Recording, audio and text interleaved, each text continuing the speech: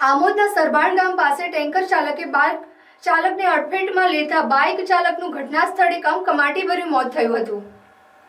જંબુસરના સુભાષ મેદાન ખાતે રહેતા સંકેતભાઈ કિશોરભાઈ જડિયા નોકરી પરથી બાઇક લઈને ઘરે પરત ફરતા હતા ત્યારે સરભાણ ગામ તરફ જતા વળાંક ઉપર ટેન્કર ચાલક મકરાણી જમીલ અહેમદે પોતાના કબજામાંનું ટેન્કર પૂર ઝડપે અને ગફલતભરી રીતે હંકારી 67 વર્ષીય સંકેતકુમાર કિશોરભાઈ જડિયાને અડફેટમાં લેતા સંકેતકુમારના માથાના ભાગે, ડાબા હાથે, ડાબા પગે તથા છાતીના ભાગે ગંભીર ઇજાઓ થતાં તેમનું ઘટના સ્થળે કરુણ મોત થયું હતું।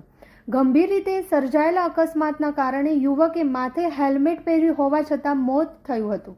બાઇક ચાલક યુવકના મોતની ધારાસભ્ય ડીકે સ્વામીને જાણ થતાં જ શહેર ભાજપ પ્રમુખ મિથુન મોદી, મહામંત્રી હિતેશભાઈ શાહ સહિત કાર્યકર્તાઓ સાથે સામૂહિક આરોગ્ય કેન્દ્ર ખાતે દોડી આવ્યા હતા અને તેમના સગા સંબંધીઓને આશ્વાસન આપ્યું હતું।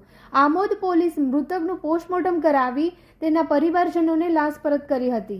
આમોદ પોલીસે અકસ્માત ગુનો નોંધી ટેન્કર ચાલક મકરાણી જમીલ અહેમદની અટકાયત કરી આગળની કાર્યવાહી હાથ ધરી હતી।